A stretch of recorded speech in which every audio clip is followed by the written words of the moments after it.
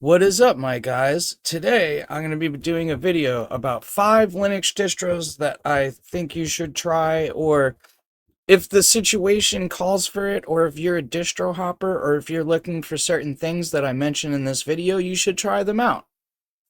Now, myself, I like to distro hop. I'm a filthy distro hopping caveman. I do it multiple ways. I use virtual machines. I have a SATA to USB and multiple just extra SSDs, and I'll install and boot off of those. I'll, you know, switch my whole system around sometimes if I feel like I find something really cool that I like. And, it's just one of those things. So I've tried a lot of distros, a lot of distros. Um, so let's get into it. Let's start talking about some distros. All right, the first distro we're going to talk about is Magia. And what is Magia? Magia is like, it's RHEL, and it's like an offshoot of Open Mandriva or Mandriva or something like that. There's a whole history behind it. The developers from here have been around forever, and they kind of do a lot of different things. One of the cool parts about it is it offers, actually, let's look this up. It offers a lot of really old school desktops and stuff. Let's click on one of these. I could probably find it. Here we go, desktop environments right here.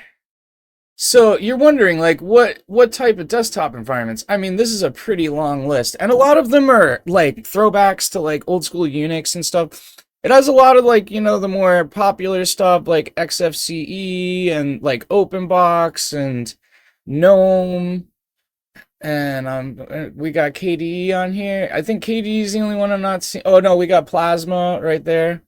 So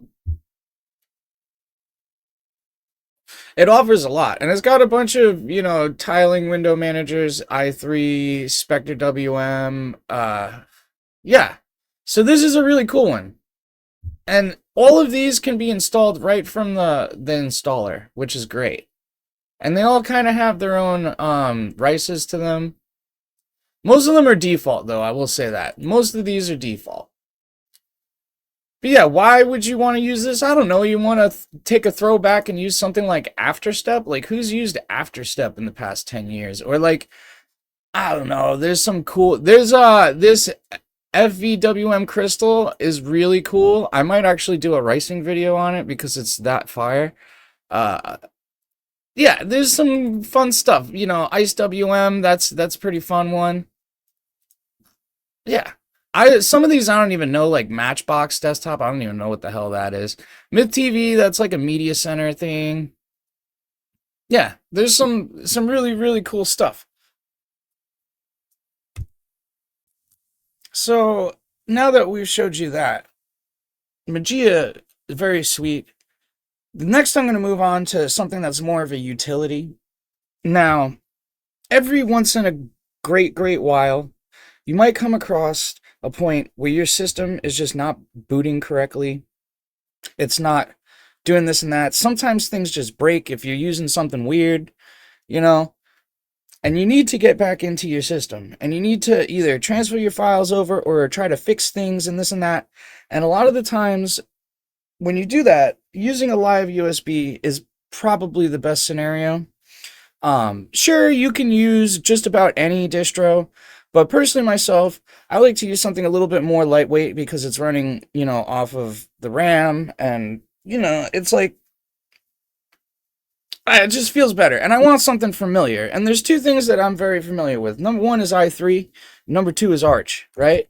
So we're going to be talking about SNAL Linux now, or Snail, or whatever you want to call it. This is a live ISO. It's not meant to be installed. So basically how I use it, I kind of already explained, but I'll put this on a USB and just keep it kicking around. You know what I mean? Just in case. USBs are cheap. I suggest, as any sort of computer user, to have one of these USBs around, just some sort of live USB that you can boot into, and like, let's say you got to fix something, or, if your system is that completely broken that you just need to copy all your files off, like this is a very good option for this. And it's i3 tiling window manager. There's nothing crazy to show. There's nothing. They have like hold on. I think if you click here, they have some screenshots. It kind of just looks like what you'd expect from a really minimal i3 setup. Very nice, very, very streamlined. You're only really getting the data that you need on the screen, which is what I like about i3 and other things like the bar and all that. It's good stuff. So, yeah, I mean, that's basically that. There's not a whole lot more I can say about it. This is just a good utility to get back in and fix stuff. And it also has Gparted on it too. So if you needed to resize like a partition on your drive or something, you could use this. And what you do is you back up your root folder. Like let's say you're doing root, you back up your root on a drive, right? And then you'd resize your partition and then copy the stuff back over onto it. And that's like an ideal scenario. And this enables you to do that. And like one of the really cool things I like about all these niche Linux distros is you have so many different utilities and use cases for different things. And that's what we're going to talk about in the next one. I don't personally have experience installing this or using this. However, I have looked into it very deeply, and I do plan on setting up a system that uses this, and it's Dafile. What Dafile is it's essentially an OS that you'd install on something like a Raspberry Pi or like a mini computer or, one of those small jammies, and it runs headless. And if you're not familiar with what that means, is that there's no screen to it. You're going to be logging into it through your browser or some other means to control what's going on with it. And its main purpose is solely music.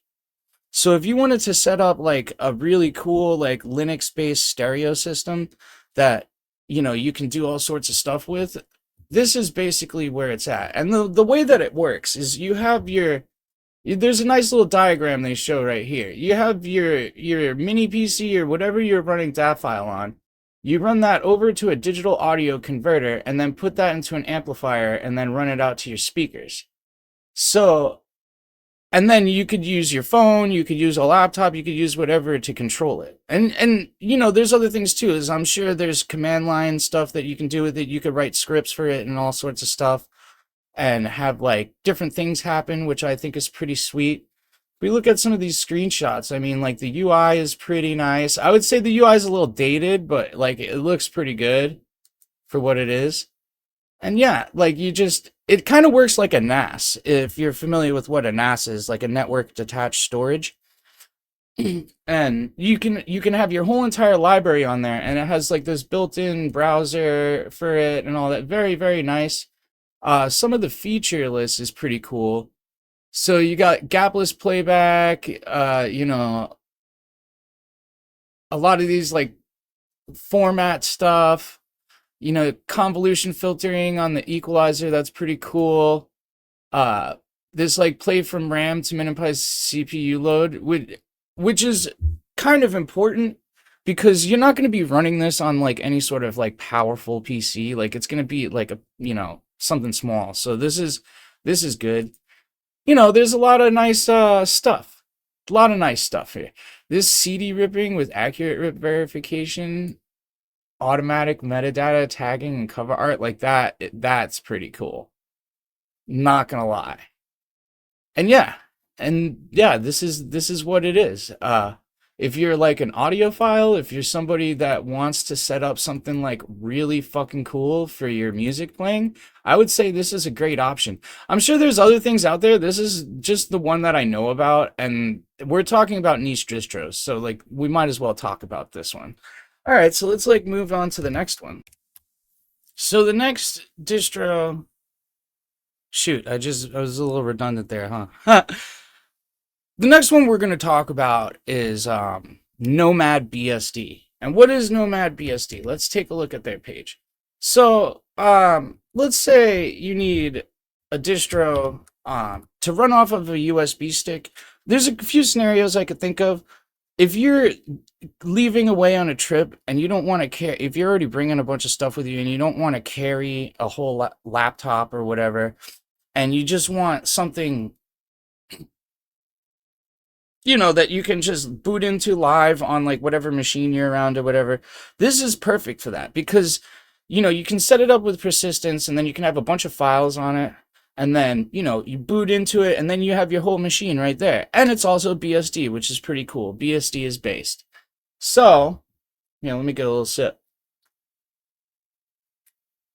Kind of like one of the main points I want to beat in right now about this and about using portable distros like this is it's all very dependent on the write speed, like how fast your USB stick is.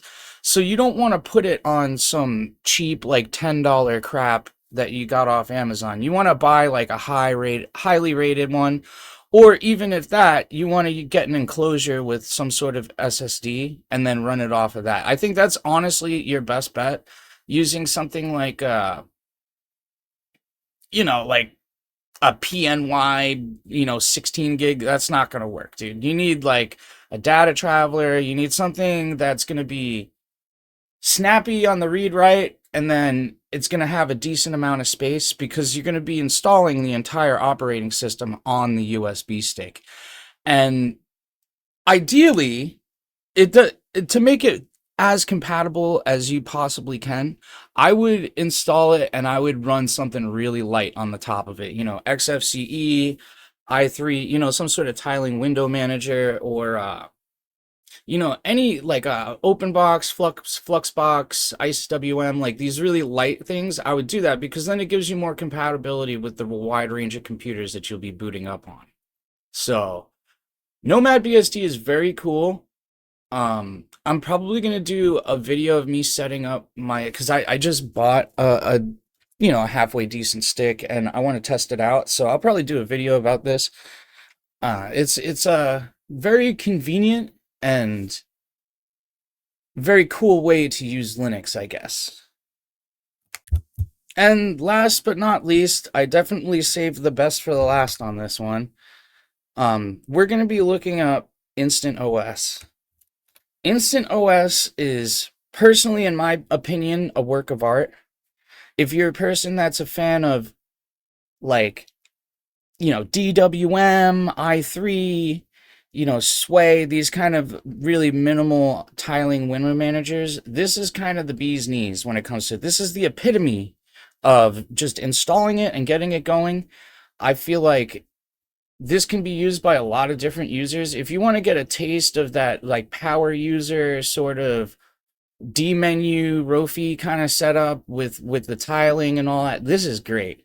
And there's this guy, he wrote like a bunch of scripts for it. There's just so many features, like I don't know, man. It's just like an insane thing. And then a cool part about it is like it's really, really, really light and it's really snappy. Like it works very nicely on older laptops, which is, I used this for about a month on one of my ThinkPads. It was a pleasure to use. The only the only con, and this is something you can go in and change, that I would say that this has, is it does this weird thing where if you left click or right click on the desktop with nothing open, it like opens menus. And I'm a misclicking boy. I don't necessarily need that because it kind of like screws me a lot of the time. Let's see, is there any like screenshots around here? I guess we could just do this and then so let's see, does it show it? So yeah, you can kind of get an idea of how it looks from here. It's DWM, bro. It's like the most flexed out DWM you'll ever see in your life. And that's going to be it for my 5 niche distros you should try. I'll probably do another one of these because there's like a bunch of distros I can talk about, and like I've hopped around a lot, so I'm pretty well familiar with a lot of these. So if you feel like doing it, please like, share, follow, subscribe, do all those things. Follow me on Twitter, or share me on Twitter, share me on your Discord. Do this and that. I'm gonna go fucking peace out, get some green in me, and I hope you guys have the good rest of your day.